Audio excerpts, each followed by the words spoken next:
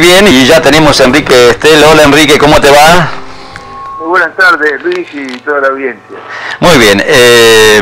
Bueno, bien Enrique, vamos a seguir la cuarta parte, ¿no? 4 miércoles consecutivos que tenemos, porque realmente las cosas que vamos enterándonos de otras de cosas que no sabíamos, y es lindo siempre saber un poquito más. Siempre hay algo nuevo en Malvinas, ¿no?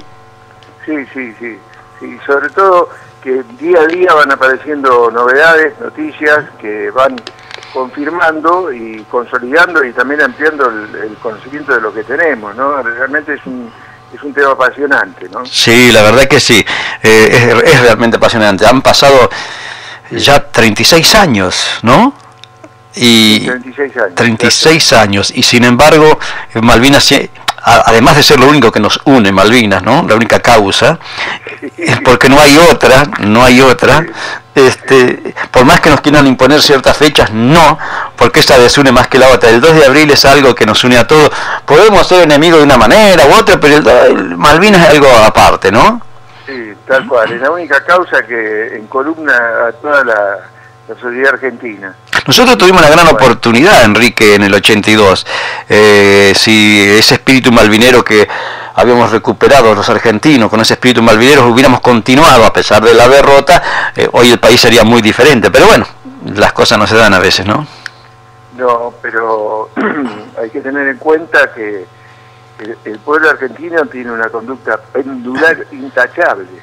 Se va para un lado y se va para el otro, y la misma gente que lo vio a Galtieri en la Plaza de Mayo fue la misma que lo fue a insultar 2 meses después, ¿no? Claro. Y es lo mismo que pasa con todos los gobiernos. Sí. Cuando uno está arriba, está en el poder y hace cosas, los aplaudidores que giran por todos lados, y cuando ya no está más, la gente se abre y busca para otro rumbo, ¿no? Es así, lamentablemente sí, ¿no? Es una triste realidad, pero es así. Sí. Así que bueno, pero ¿qué le vamos a hacer? Vamos a seguir entonces siguiendo un poco lo que habíamos comenzado el miércoles pasado, ¿no es cierto? Bueno, hace 3 miércoles, ¿sí? Sí, Luis, pero me gustaría hacer algunas aclaraciones previas, si me lo permitís. Sí, lo que vos quieras, La vez pasada vos dijiste que... Bueno, hablaste sobre los hijos de los generales que habíamos en la guerra de Malvinas, y nos acordamos del hijo de un general que falleció. Y bueno, yo quería decirte que ese hijo era el subteniente Luis Carlos Martela, hijo de un general de división que se llamaba Santiago Martela. Sí. Y ese subteniente estaba casado con la hija del general Lucena, que era mi director del colegio militar. Y yo no me acordaba el apellido, pero después lo recordé, y bueno, se llamaba Martela. Luis Carlos Martela, subteniente, murió con 24 años de edad. Sí. La otra aclaración que te quería hacer es un poquito salir del tema, pero he recibido algunas críticas yo, porque la última vez yo terminé con una frase que parece que a alguno le molestó, y que se llamaba, que yo dije que si a alguno se le ocurría recuperar la guerra de Malvinas, no teníamos con qué, porque las Fuerzas Armadas eran un depósito de chatarra. Sí.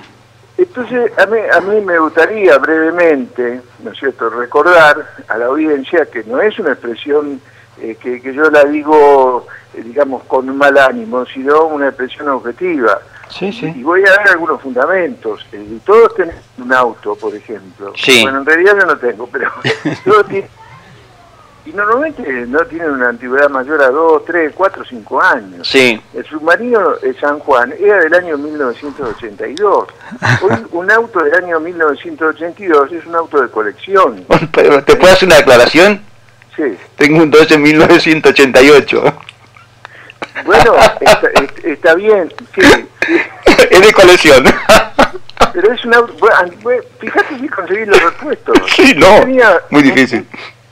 Bueno, yo tenía un proveedor familiar en 1987 y no conseguía los repuestos. No, es muy difícil. Que lo arregle, porque eran todos que usaban la computadora, y ese auto no era computarizado. Claro, sí, es verdad. Bueno, los tanques argentinos medianos son de 1981. El Unimog, que este ministro de Defensa hace poco dijo por televisión de una manera muy graciosa, que personalmente salía de espanto, dijo que iba a comprar baterías y toldos para los Unimog. son 1976. Claro. Los fusiles FAL son de la década del 70. Aviones de combate no tenemos portaaviones. Los buques de la Marina no navegan más de 2 días por año, los que pueden navegar. Claro. ¿Explico? Que averigüen a ver con cuántas municiones van los cadetes del colegio militar al polígono de tiro a practicar esa disciplina. Y que pregunten en el Ministerio de Defensa durante cuánto tiempo las Fuerzas Armadas pueden combatir en forma conjunta. Claro. La verdad, sinceramente, me da vergüenza decirlo, ¿eh? No, pero es verdad. No alcanza ni a media hora. Exacto, exacto. Bueno, entonces, esto es una responsabilidad de la corporación político-judicial, porque atacaron ideológicamente a las Fuerzas Armadas, de todas las formas posibles, yo diría las Fuerzas Uniformadas más que armadas, sí. Y hoy en día estamos sin defensa ni seguridad. Y bueno, pero esa es la realidad. Entonces no es cuestión de enojarse porque uno le toca el sentimiento de haber pertenecido a una institución a la cual amó, como yo también amé, pero hay que ver la realidad que estamos viviendo. Yo creo que sí, yo creo que la realidad nadie se tiene que ofender cuando creo que la realidad la sabe la mayoría del pueblo argentino, ¿no? Bueno, sí. ¿No es cierto? Yo no sé si lo sabe con total profundidad. Con total profundidad no, Enrique, pero si vos hablas con cualquiera que no sabe mucho, te dice, no tenemos Fuerzas Armadas, te lo dice la mayoría. O sea, me refiero, no sabemos en profundidad, como lo podés saber vos y otros, pero te quiero decir que la gente común, cuando vos habláis, pero no tenemos más Fuerzas Armadas, te lo dicen ellos mismos, la gente común, el comentario común, ¿no? Bueno, me alegro. No, eso, que no te quepa la menor duda, cualquiera vos persona que habla, viste, pero no tenemos Fuerzas Armadas, te lo dicen, o sea, no tenemos Fuerzas Armadas, tenemos Fuerzas Desarmadas, te dicen directamente, te lo dice cualquier persona. Sí, es un plan, yo lo defino como un plan.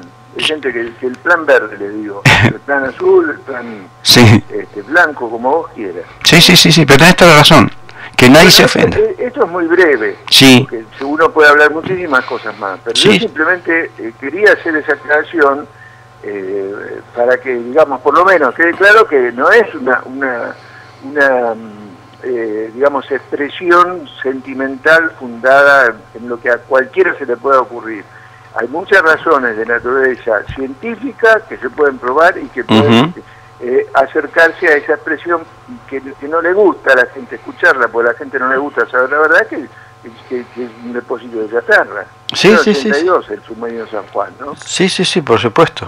No, está perfecto, Enrique. Vale la pena aclararlo, ¿no? Sí, por supuesto. Es decir, y lo mandaron a patrullar el Océano Atlántico, lo cual, bueno, es también para hablarlo. Van a terminar con un juicio por estrago doloso peor que el de 11 todavía. Peor que el de 11. Porque hay cientos de trenes y podían no representarse intelectualmente que iba a haber un accidente con un tren. Los submarinos había 2. Claro. Así que tendrían que haber, digamos, por lo menos imaginado que podía haber un riesgo con un submarino de colección. Por más que vos me digas, bueno, se hicieron un montón de estudios para ver si estaba en condiciones o no estaba en condiciones. Yo me iría con un auto del año 1982 por la ruta 40 del norte a sur a dar una vuelta. No, vale. Arreglar un montón de cosas. Yo, por ejemplo, no salgo de Bahía. Yo, por ejemplo, en el 88 no salgo de Bahía, digo. Claro. Bueno. No salgo de Bahía. Por acá cerquita nomás por la duda. No, es verdad, ¿no? Y bueno, qué sé yo, hay muchas cosas que nadie se tiene que molestar, porque el país en muchos lugares, no solo las Fuerzas Armadas, hay chatarras, ¿no? Sí. Es como si queremos decir que el ferrocarril realmente es brillante en nuestro país cuando sabemos que están prácticamente todo abandonado, ¿no? En ciertos lugares. No digo en todo, pero en ciertos lugares sí, ¿no? La mayoría del país. Claro. No, me parece bien, Enrique. Bueno, me parece bien aclararlo y me parece excelente. Yo comparto totalmente tu opinión, porque, bueno, es la opinión de la mayoría. Y al que no le guste es lamentable.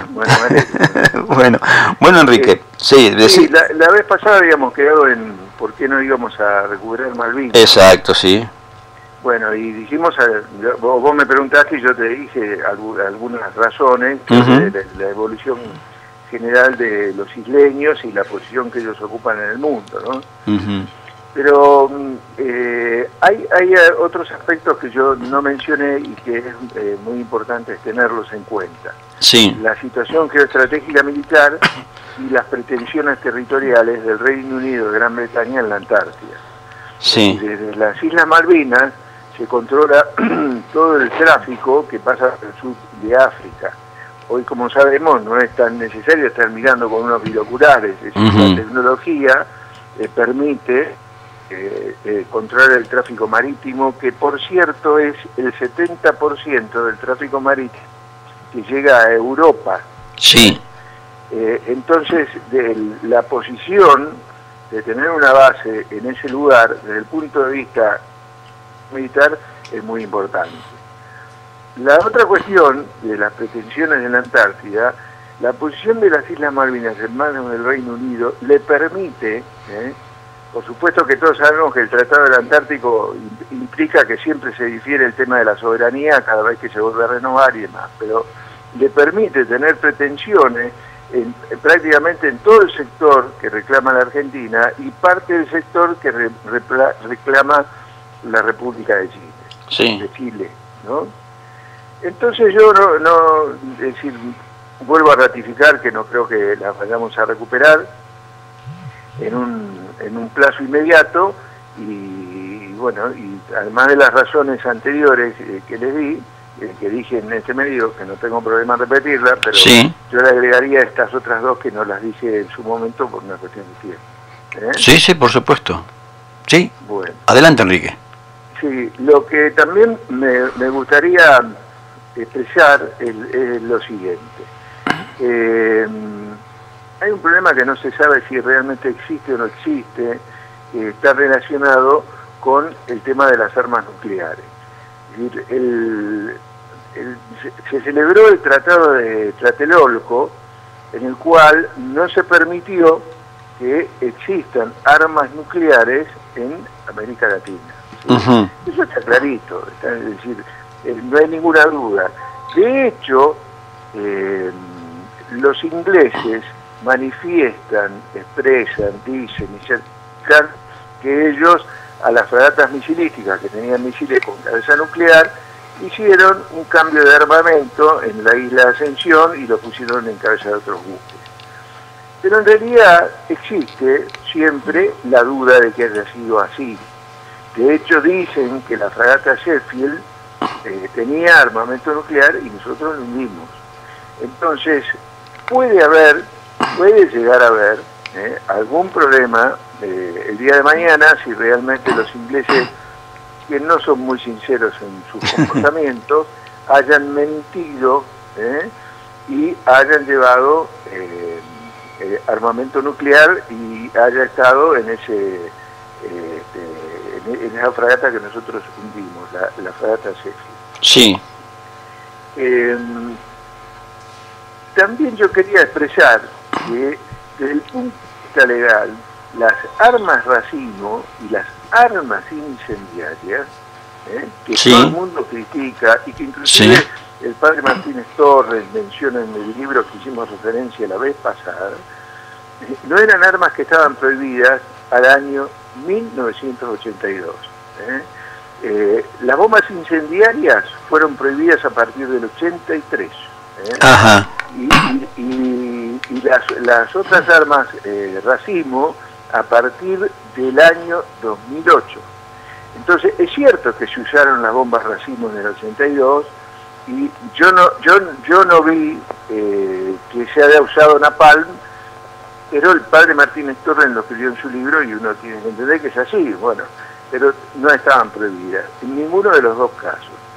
Y con respecto al tema nuclear, hay algo que es una disputa que todavía no ha quedado aclarada para el mundo, pero solamente para nosotros en la guerra, y que es que ellos tenían un submarino nuclear. Cuando dicen teníamos un submarino nuclear, están expresando tenemos un submarino de propulsión nuclear. Es decir, que lo que hace desplazar el submarino es la energía nuclear, que les permite navegar por abajo del agua todo el tiempo que quieran, más o menos aproximadamente, para que te des una idea, pueden dar 4 vueltas y media alrededor de la Tierra. Sí.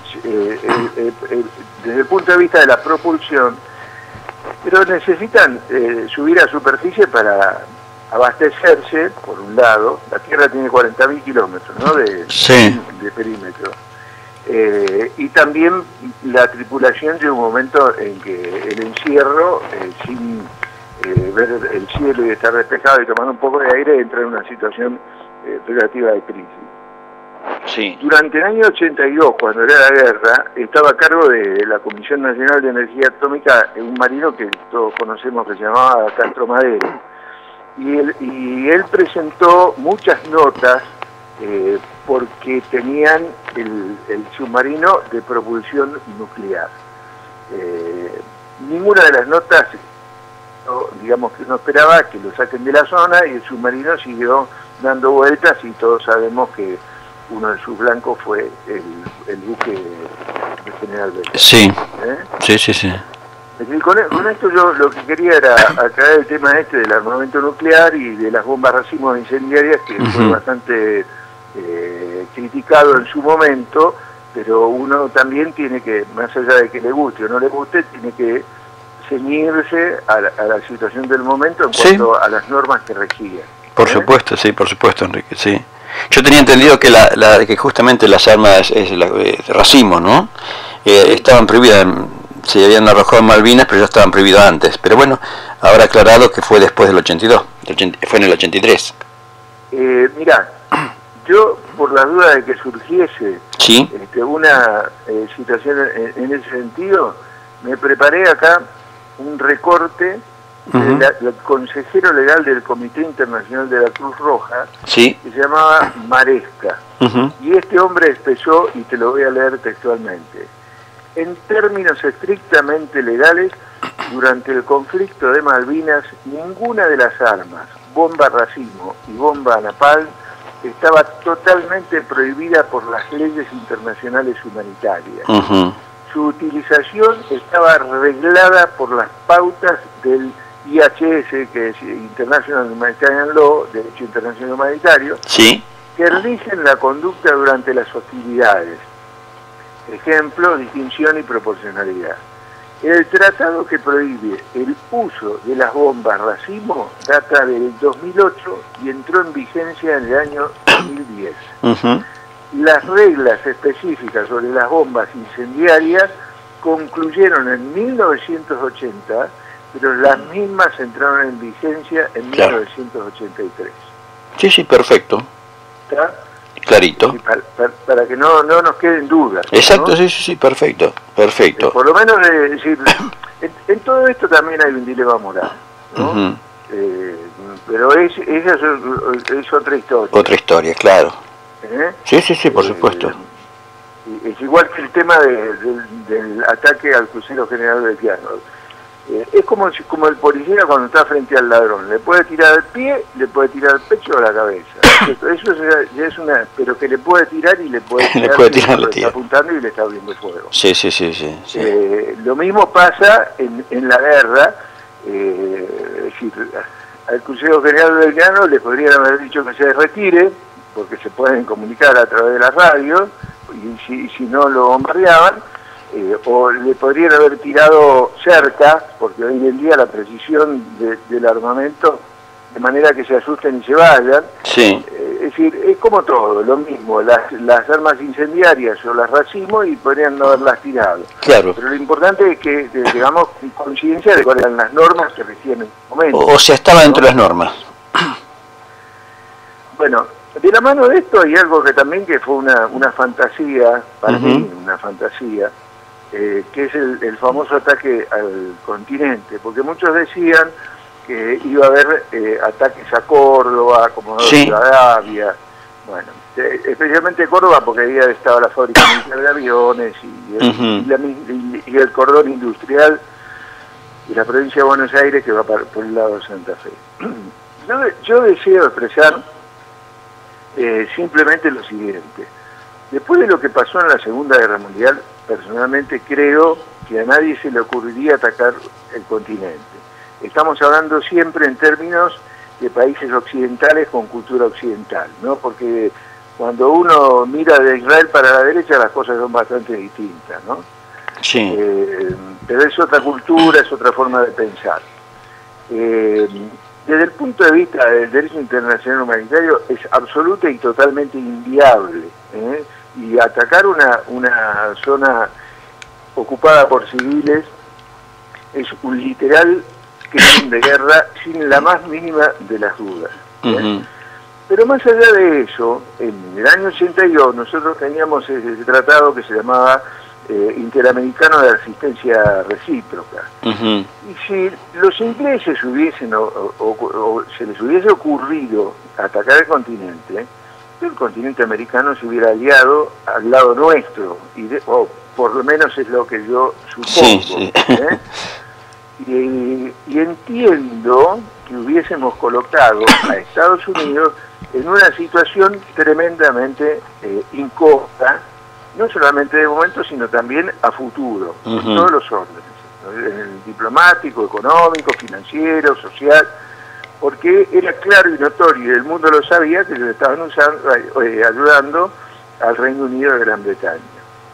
Tengo entendido, conforme a lo que yo investigué, que Ronald Reagan, supuso que Margaret Thatcher, que era media loquita, podría llegar a generar una situación de esta naturaleza. Sí. Y al parecer, según dicen, obviamente que es lo que está escrito, lo que se conoce, le expresó esta situación a futuro y la hizo entrar en razón, no porque supiese que lo iba a hacer, sino porque él lo que deseaba era no comprometer a Estados Unidos de cara al futuro.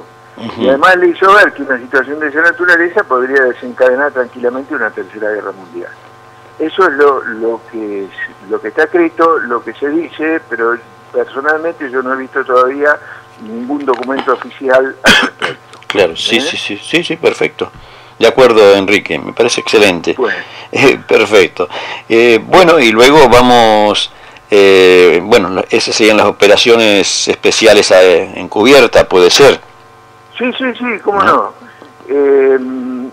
Sí, pero antes tengo la tentación de decir algo, los cuales se van a enojar mucho, pero igual lo voy a decir. Bueno, no hay problema.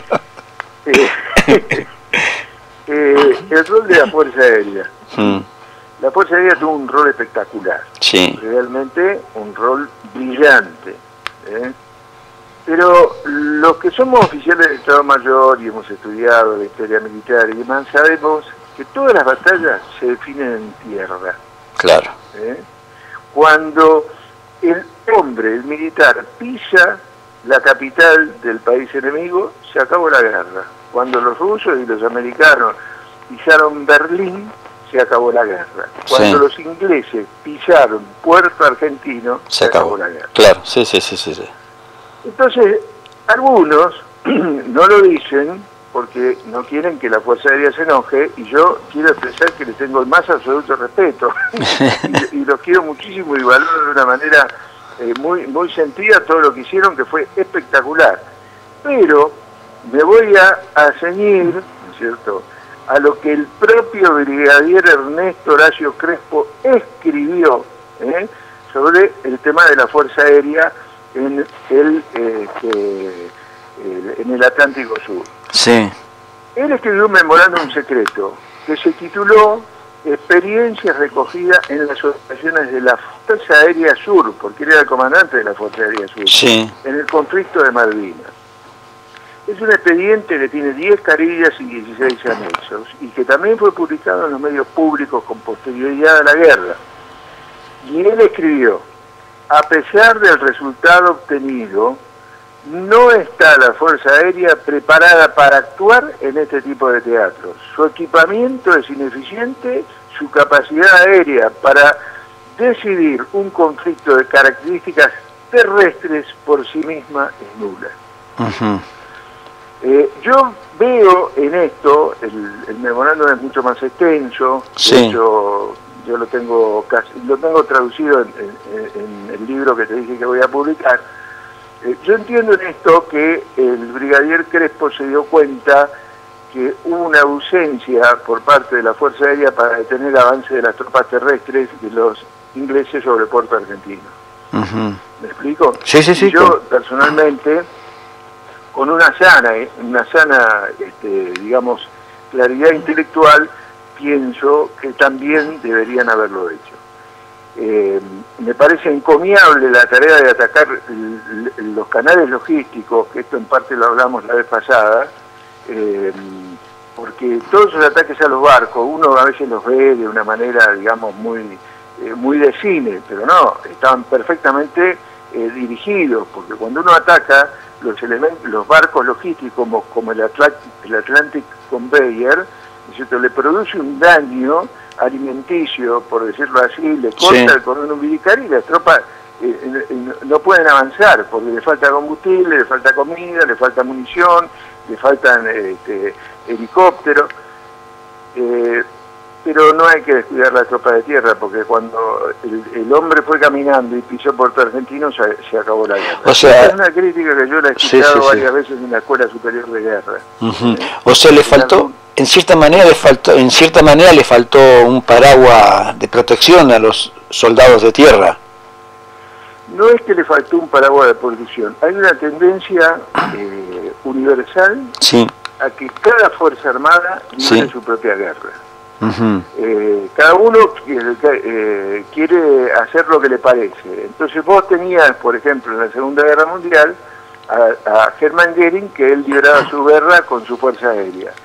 Y no se lograba, porque pasó lo mismo que te estoy diciendo. Él se cansó de tirar bombas en el Reino Unido de Gran Bretaña, de bombardear Londres, de incendiarla, quemarla, y no sirvió de nada, porque las tropas por tierra seguían avanzando en dirección a Berlín. Claro. Sí. Bueno, por eso es que se insiste mucho en la conducción conjunta, y quitarle poder a cada uno de los jefes de Estado Mayor, porque realmente debe ser así. No hay otra forma de que no se conduzca una guerra. Tienen que ser conjuntas. Claro, sí, exacto. Perfecto. Bueno, sí. Siempre. Yo espero que la gente de la Fuerza Aérea no pero sí, bueno, pero está bien, porque de los errores se aprende, ¿no? Sí. Bueno, acá no, en Argentina no tanto, pero sí, deberíamos haber aprendido de muchas cosas. Claro. Bueno, dejamos la Fuerza Aérea entonces, y vamos a hablar un poco de los Gurkhas, ¿puede ser? No, pero si querías hablar algo más, decía, por favor, seguí. No, de ese tema no. Vos me dijiste de las operaciones especiales. Tenés razón, sí, las operaciones especiales, exacto. Bueno, hubo varias. Algunas son conocidas, otras no. Y algunas son conocidas, pero no por el nombre que exactamente tienen. Hay una operación muy interesante que se llamó la Operación Gibraltar, o Algeciras. Porque antes te la conocés, ¿se sentiste hablar? Sí, pero dale, explícame. Bueno, esa operación, que es una operación totalmente encubierta, fue desarrollada, mejor dicho, fue ejecutada por 4 personas, dentro de las cuales 3 eran terroristas subversivos que estaban detenidos en aquella época. Uno, el más famoso, que hizo público todo, es un tal Alfredo Nicoletti de apellido, ¿no? ¿Cómo? Nicoletti, sí.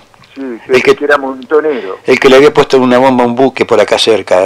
Sí, no me acuerdo el nombre del buque. Una bomba al Santísima Trinidad, Santísima, que estaba ahí en el puerto de Ensenada. Exacto, sí. Que tardaron 5 años en repararlo. Este hombre, por esas cosas, ¿no es cierto?, que hay, llegó a Macera, de alguna manera lo convenció de hacer lo mismo que hizo con el Santísimo Trinidad con los buques ingleses que estaban en el peñón de Gibraltar. Entonces viajaron estos 3 subversivos y un marino que, conforme a lo que se dice en los diarios, se llamaba Fernández, y los 4 fueron para colocar minas magnéticas debajo de los cascos de los buques ingleses que estaban ahí. Ahora, cometieron errores de comportamiento y esos errores fueron detectados por la policía, porque habían robado un banco que justamente se llamaba Algeciras. Sí. Y detuvieron y entonces la operación que se abortó. Claro. Se llevó a cabo. Sí. Esto, si hubiese ocurrido, hubiese sido exactamente el encuadramiento legal de esto, si hubiese ocurrido, el mismo que el del Belgrano. Porque el teatro de guerra es el mundo entero. Y donde hay un elemento que puede influir en el desarrollo de la operación militar de alguno de los dos bandos, es susceptible de ser atacado en tanto y en cuanto no se ocasionen daños civiles. ¿Me explico? Sí. Es decir, que nosotros siempre hablamos de, ¿cómo se llama?, la zona de exclusión. Sí. Los barcos, cuando venían en dirección de la isla Ascensión o del mismo Londres, en dirección a las islas, eran susceptibles de ser atacados en el lugar en que estén. Claro. Independientemente de que estuviesen afuera de la zona de exclusión. Y esto es lo que se pretendía con esta operación Gibraltar o Algeciras. Después hubo otra operación que se llamó Mikado, que recién se empezó a conocer hace muy poco tiempo, que tenía como objetivo atacar la base aeronaval Quijada, que estaba ahí en Río Grande. Sí. No era una cuestión así tirada de los pelos. Ahí estaban los superintendentes, claro. Ahí estaban los Exocet, ahí estaban los pilotos de la Marina que hacían esas incursiones aéreas y atacaban a los buques ingleses. Fue un fracaso. Tuvo dos partes. Una parte fue una suerte de imitación de la operación Entebbe. De hecho, habían pintado dos aviones Hércules C-130 en la isla Ascensión con todas las características de la República Argentina y habían iniciado el desplazamiento con un avión cisterna, pero en un determinado momento, por razones que por lo menos todavía no se conocen o yo no las conozco, decidieron abortar la operación. Algunos dicen que imágenes satelitales les permitió a ellos inferir o suponer que Argentina tenía conocimiento de su operación y que había desplazado unidades militares ahí en Río Grande y que los estaban esperando.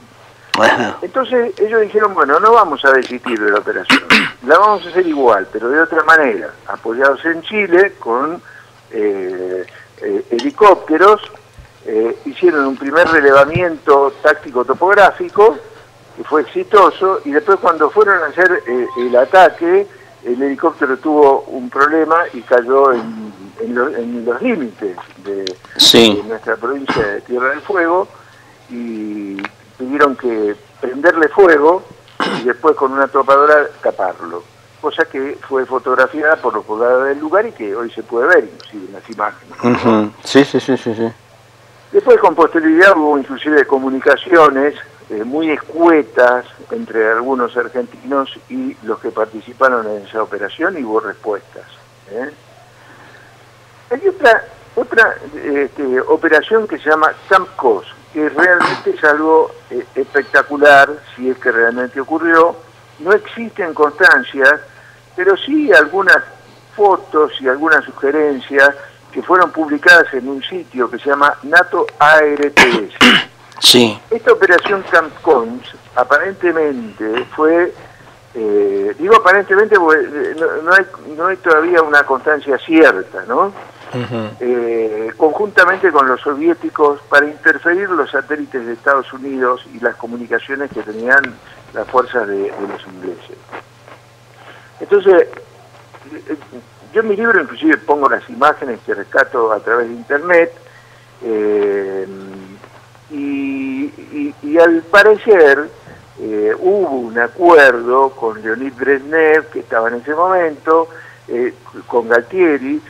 Pensaron ellos a avanzar en la Antártida, lo acordaron en un lugar que se llamaba justamente Camp Cos, que uno busca el mapa de la Antártida y lo puede ver, y ahí pusieron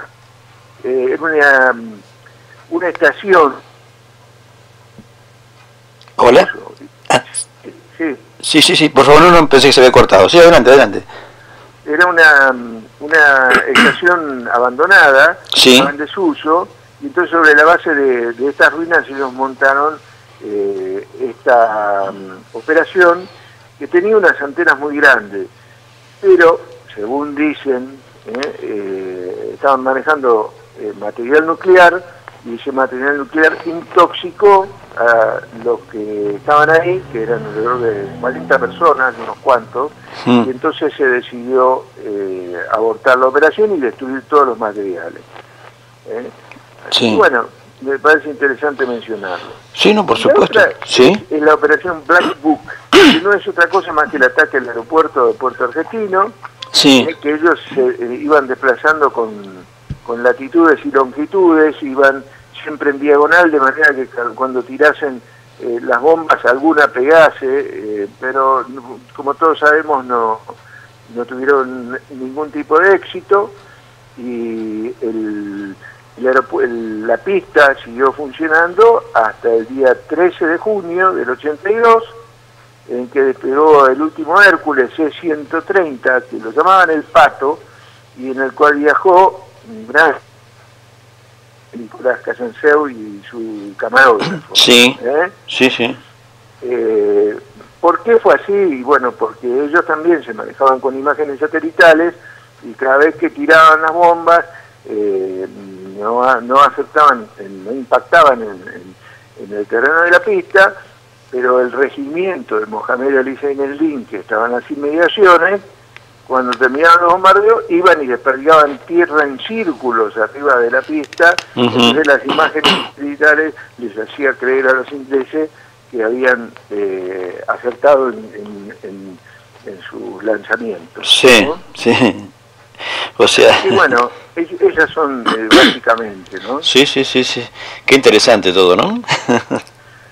Sí, es mucho más extenso, porque esta operación Black Book fue muy bien pergeñada. Ya te digo, en forma de diagonal atacaban, y hubo varias. Estuvo la Black Book 1, la 2, la 3 y creo que la 4 también. Pero bueno, las cosas son como son. Las cosas son como son. No hay que darle mucha vuelta. Bueno, respecto a los burkas, a los burkas, los burkas, el tema de los burkas es muy simple. Los burkas no entraron en combate. No entraron en combate. No entraron en combate. No entraron en combate. El jefe de los burkas era un mayor que se llamaba Siders, a quien conocí por algunos mails que nos mandamos. Y él escribió un libro que se llama Burkas. Inclusive viajó a Argentina y lo presentó en Argentina, y está traducido al español. Y ahí relata un montón de cosas. Y dice claramente que no entraron en combate. Yo no vi ningún burka, ni tampoco escuché de que algún argentino haya visto algún burka.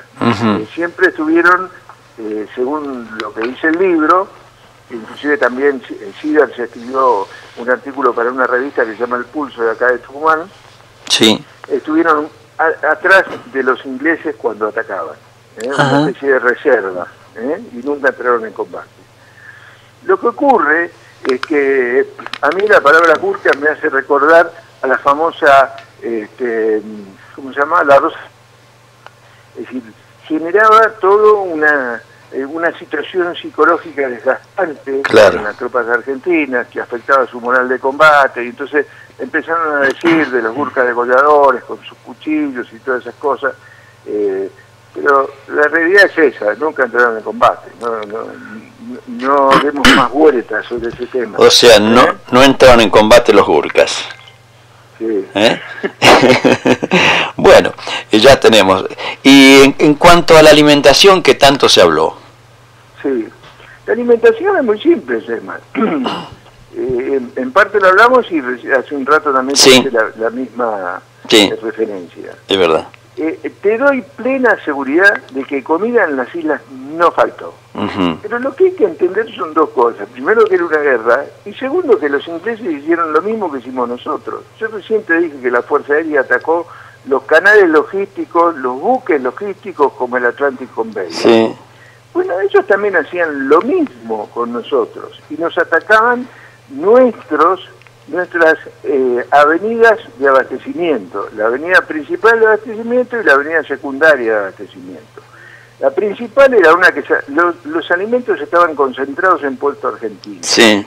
Y de ahí salían por dos caminos, porque en las islas no hay muchos caminos. Claro. Hay uno que pasa, que va en dirección al Monte Kent y se abre hacia el Puerto Luis, y hay otro que sale de Puerto Argentino y va en dirección a Fitzroy, al Monte Simon, hoy a Mont Pleasant, donde está la actual base militar inglesa. Sí. Y la otra isla, la Gran Malvina, se cortó totalmente el canal de abastecimiento a partir de que los ingleses dominaron el estrecho de San Carlos. Claro. Entonces, las tropas que estuvieron en Puerto Argentino, y las que estuvieron en el Two-Sisters, los que estuvieron en el Harriet, los que estuvieron en el aeropuerto, nunca pasaron problemas de alimentación. Uh-huh. ¿Por qué? Porque la comida sobraba y principalmente porque la podían llevar. Los que estuvieron en Monte London pasaron hambre. ¿Por qué? Porque el camino de abastecimiento era permanentemente atacado por los ingleses. Claro. Hay una situación que la viví personalmente, que uno no podía comprender en ese camino de abastecimiento. Me acuerdo que estábamos con un jeep que se nos empantanó por la nieve, y decir, ¿cómo ellos nos abrían fuego? Había una neblina impresionante. Bueno, con el tiempo nos dimos cuenta. Ellos tenían, y habían llevado a la guerra, detectores de calor. Uh-huh. Y son los detectores que se nacieron como diseño para detectar las fugas de gas, como sí. gases incoloros, y a veces también es un tanto inodoro, uno no lo puede sentir, sobre todo a campo abierto, con esos tubos grandes, la fuga de gas sí raspa las paredes del caño y genera calor. Entonces, ellos tenían esos detectores de calor. Entonces, cuando percibían los movimientos en el camino que iba al Monte London, ejecutaban fuego, permanentemente. Uh-huh. Ejecutaban fuego, inclusive tenían la osadía de desplazar gente inglesa del Monte Kent a un puente que estaba sobre un río que se llamaba Murrell, al cual los comandos hicimos justamente un golpe de mano a ellos. Uh-huh. Y esa gente iba ahí con un mortero de 60 y se cansaba de tirar sobre esa avenida de abastecimiento que era la que iba, justamente la que llevaba los alimentos al Monte London. Y bueno, después sí. Es mucho para hablar, pero vamos a seguir con lo siguiente. El buque Bahía Paraíso sí. llevó comida en demasía a uh-huh. las islas. Sí. Y los ingleses, como el Bahía Paraíso era un buque hospital, al igual que nosotros podíamos inspeccionar el Uganda de ellos, que era buque hospital, ellos podían inspeccionar el nuestro. Sí. Y ellos, cuando lo inspeccionan, y es un hecho histórico, está relatado en varios lados, dicen, pero ¿para qué tiene tanta comida? Y bueno, el capitán del buque le dijo, ¿y por qué no sabemos cuándo vamos a volver? Mentira, todo el mundo se dio cuenta de que esa comida la estaban bajando en Puerto Argentino, y yo soy testigo presencial de que la bajaron en Puerto Argentino, porque cuando el Bahía Paraíso estuvo ahí, yo lo vi con mis propios ojos cómo bajaban la comida. Bueno, esto mismo sí. No es lo que se debe, ¿eh? No, sí. Pero esto mismo lo relata el padre Martínez Torrens en su uh-huh. libro. Ahora, ¿qué es lo que ocurre? ¿Por qué no hubo ningún problema? Y porque los ingleses sabían muy bien. Si ganamos la guerra, cuando tengamos prisioneros los vamos a tener que alimentar. Y si la perdemos, ellos nos van a tener que alimentar a nosotros.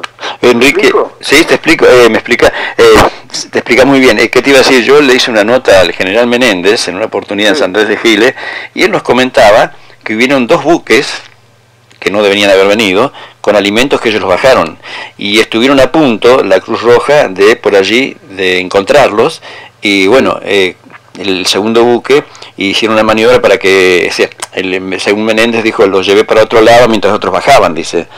Claro. Y bueno, ya estaban próximos al 14 de junio, ¿no?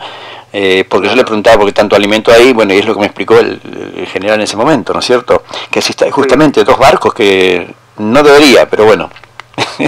Sí, pero a veces se hace la vista gorda en algunas cosas, por una cuestión de conveniencia mutua. Claro. Y yo entiendo que tal vez, aunque los de la Cruz Roja hubiesen visto eso, capaz que miraban para otro lado también. Claro. ¿No? Porque hay razones de naturaleza humanitaria que superan toda posibilidad de ejecutar una crítica. Sí, ¿no? sí.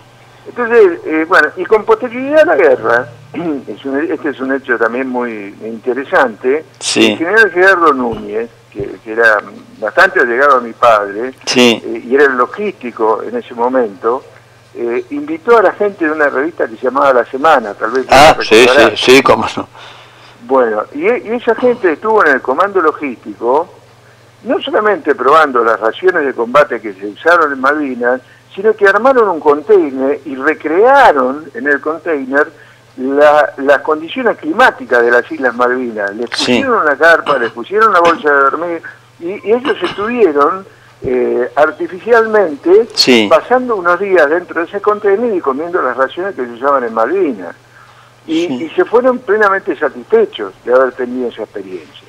Entonces, sintetizando el tema de la alimentación. El tema de la alimentación es lógico desde el punto de vista de la condición de una guerra. El enemigo ataca los caminos principales y secundarios de abastecimiento. Obvio. Porque no quiere que le llegue la comida. Ellos lo hicieron y nosotros hicimos lo mismo. Y una pregunta, pero ¿por qué la prohibición, por ejemplo, de matar ovejas y...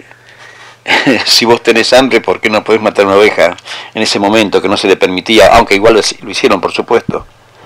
Bueno, digamos, es una norma del derecho internacional de los conflictos armados o humanitarios no afectar nada que tenga relación con la población civil.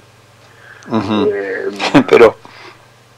Bueno, pero hubo gente que sí agarró la oveja y la compró, o agarró la oveja claro, eso sí. Desapareció.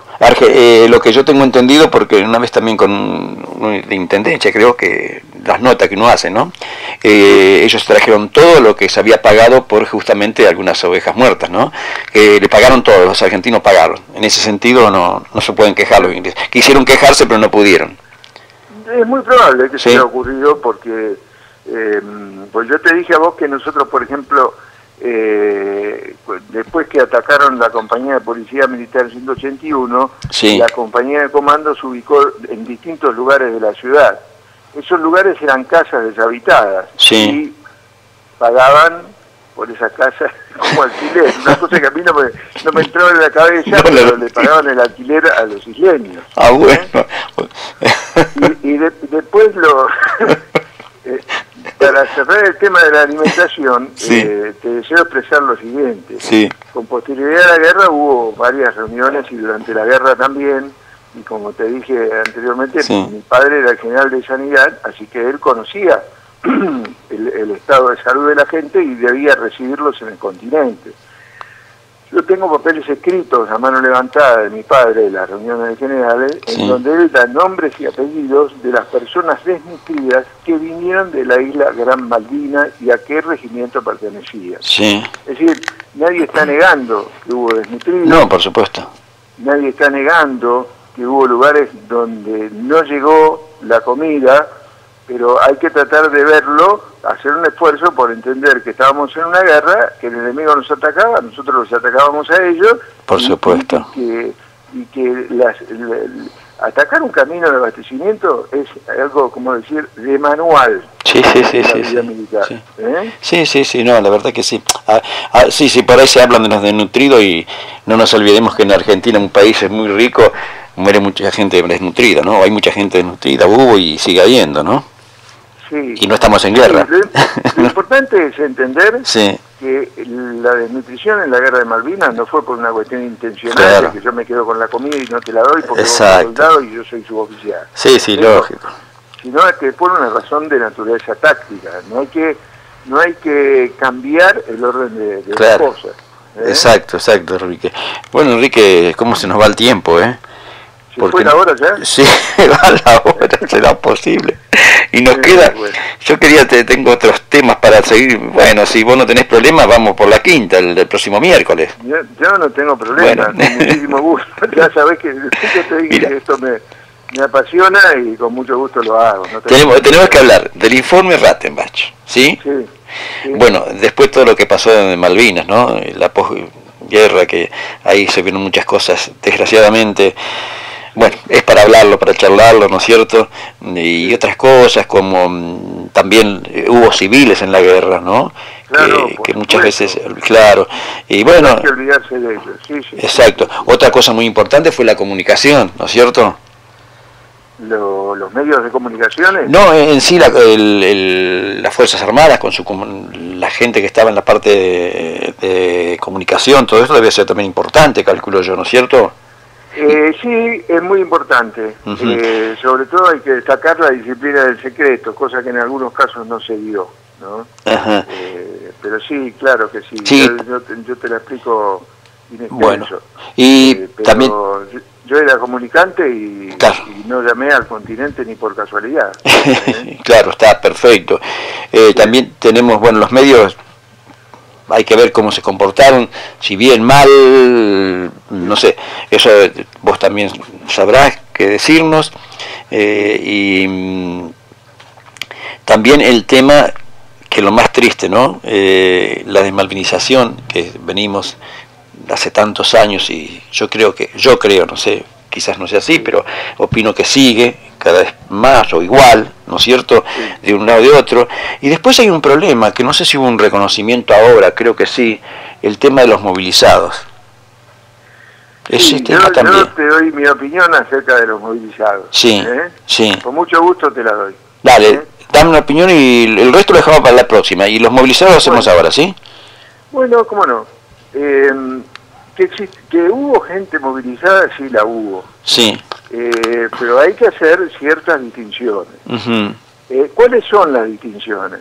Los soldados que estaban cumpliendo con el servicio militar, que normalmente empezaban en marzo de cada año y terminaban en marzo del año siguiente, y aquellos que habían finalizado su servicio militar y que fueron convocados nuevamente al servicio militar un mes después de haber dejado las filas de las Fuerzas Armadas. Sí.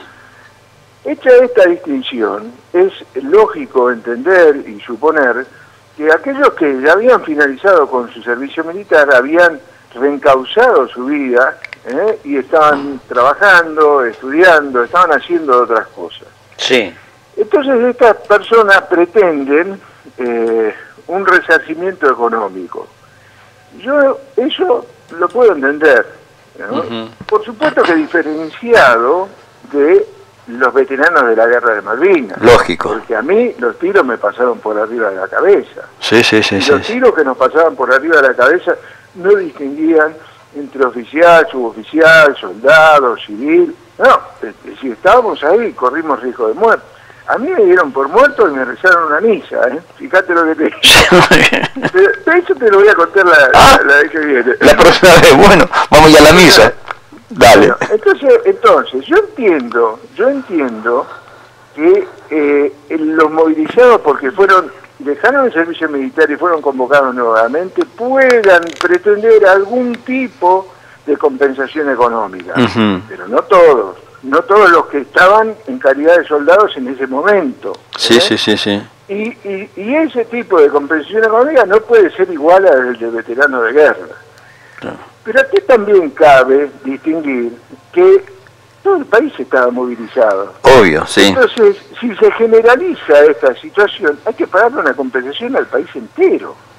Sí. Porque hubo gente que dice, bueno, pero yo estuve ahí donde se desarrolló la operación Mikado, en la zona de Río Grande. Sí. Y yo también, evidentemente, porque las constancias, por eso te dije de la carta se la manda un movilizado que tiene intenciones de cobrar una pensión. Sí. No es una carta que surge así nomás. Entonces, acá hay que hacer un análisis muy fino respecto a quién sería merecedor, y desde mi punto de vista es aquellos que terminaron su servicio militar y fueron vueltos a convocar, ¿no es cierto?, coercitivamente por la guerra misma, y que pudieron ser afectados, pero no a todos, de ninguna manera a todos. Sí, sí. Es más, te voy a decir más. Acá en Tucumán hay gente que inició trámites para cobrar una pensión similar a la de veterano de guerra por haber participado en calidad de soldado en el operativo Independencia. Otros hicieron lo mismo con la movilización del 78. Acá detrás de todo esto está la piolada de siempre de los argentinos de querer recibir un pesito de arriba para vivir mejor a costa del trabajo de todos, porque el Estado somos todos, ¿no? Sí, por supuesto que sí. Bueno, Enrique, no sé ¿sí? Claro. Sí, no, por supuesto que sí. Bueno, Enrique, seguimos el miércoles que viene. Bueno, cómo no.